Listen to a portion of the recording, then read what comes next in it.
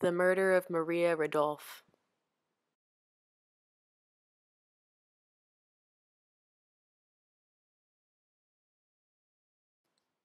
Maria Ridulph was a 7-year-old girl living in Sycamore, Illinois in 1957.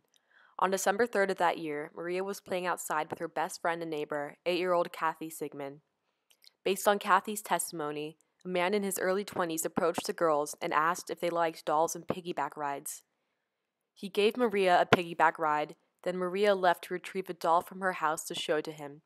When Maria returned, Kathy briefly went back home to grab her mittens. By the time Kathy came back, Maria and the man were gone. The FBI was called in to investigate the case, but they were unable to find any solid leads. Maria's body was found several months later, 100 miles away from her home. As the only eyewitness, Kathy Sigmund was asked to identify the suspect from a lineup, yet the result was inconclusive. Later, the main suspect became John Tessier, who later changed his name to Jack McCall.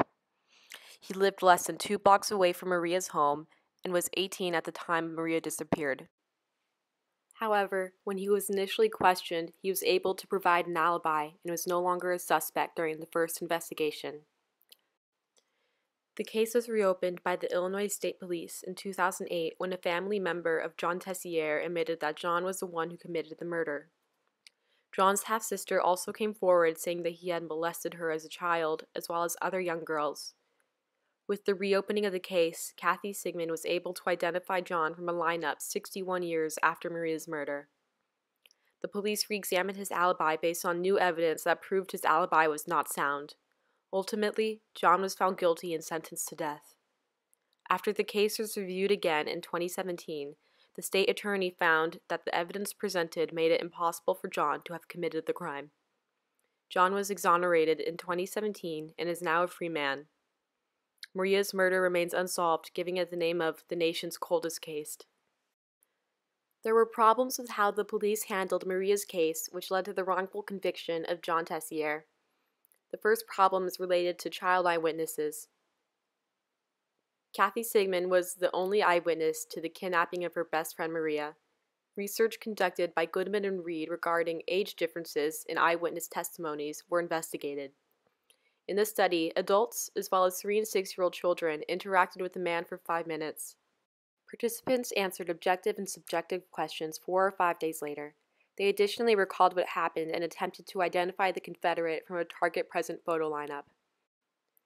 The 6-year-olds were more suggestible than adults and recalled less information about the event. The 3-year-olds answered fewer objective questions correctly compared to the older age groups.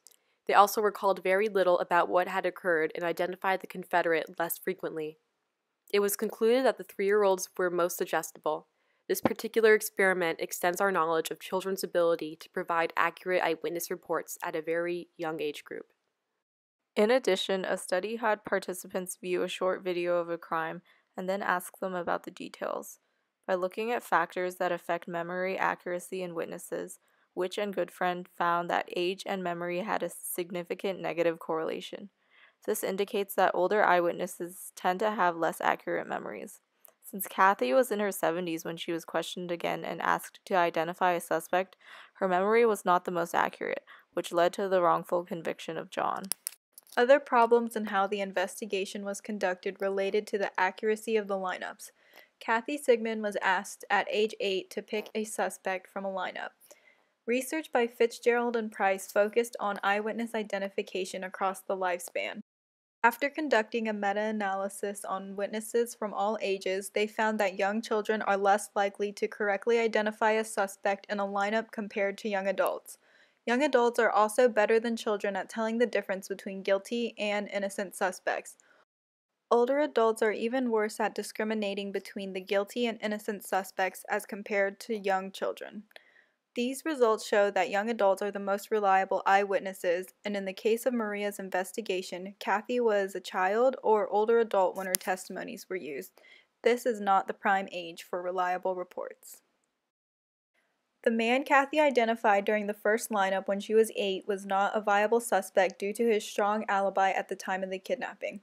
However, when asked about the lineup years later, Kathy did not recall the man she identified. Research by Dunleavy and Cherryman identified previous research that children have weaker memory chases and have lower criteria for a match to memory compared to adults. This means that they rely more heavily on using relative judgment strategies, such as comparing the faces and choosing the one that is closest to their memory trace. Children also have the mindset that the interviewer would not administer the lineup if the target person was not present, even if they receive a warning that the suspect might not be there. This is based on their limited cognitive ability to understand other people's intentions and perspectives that does not mature until around 14, according to Piaget's formal operational stage. These reasons contribute to the confusion with the first lineup that Kathy looked at. Kathy Sigmund was once again asked to identify a suspect from a lineup 60 years after the murder occurred. The pictures presented to Kathy in the lineup were senior portraits taken from the same high school yearbook, making each picture consistent except for one. John Tessier dropped out of high school in 10th grade, so his picture was different from the rest. The background of his picture is black and his body is positioned differently, making it stick out from the rest of the pictures. In a study conducted by Lindsay and Wells, the traditional lineup method of simultaneously presenting all suspects was compared to the sequential lineup method.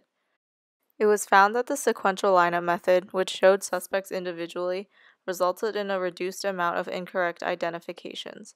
When showing the lineup to Kathy, police used the simultaneous method and displayed pictures of the potential suspects in a row, which could have contributed to her false identification of John as the kidnapper. Learning from Maria's case, the use of lineups with children should be improved. When Kathy was asked to identify a suspect when she was 8, she picked someone who was irrelevant to the crime. Based on previous research, children pick a person from the lineup because they reason that they would not be presented the lineup without the suspect included, although they are instructed that the suspect may not be in the lineup. Recent research by Dunleavy and Cherryman found an alternative selection option gives children the opportunity to pick from the lineup without the risk of identifying the wrong person. In the study, the lineup of pictures included a photo of a tree, and children were instructed that the suspect could be hiding behind the tree. If children feel as though they are expected to pick from the lineup but do not recognize the target in the lineup, they can make a selection without choosing a wrong person. Children who were given the alternative selection option were able to reject the target absent lineup correctly. More children would also choose the tree picture rather than verbally reject the lineup as not having the suspect.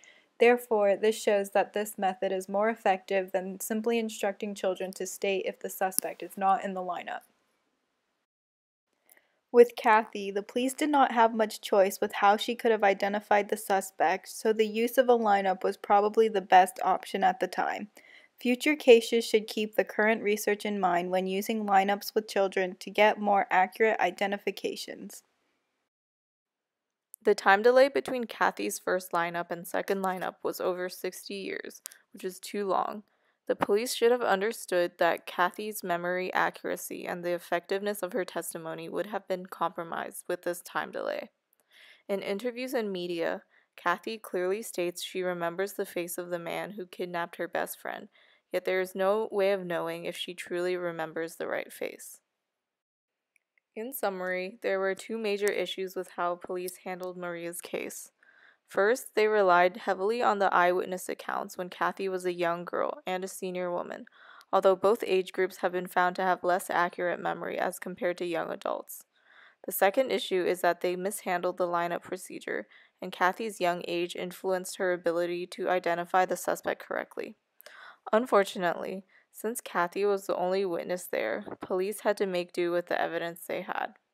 The lack of evidence made the prosecutor hesitant to move forward, but he was encouraged to do so by both the Tessier and Ridulph family.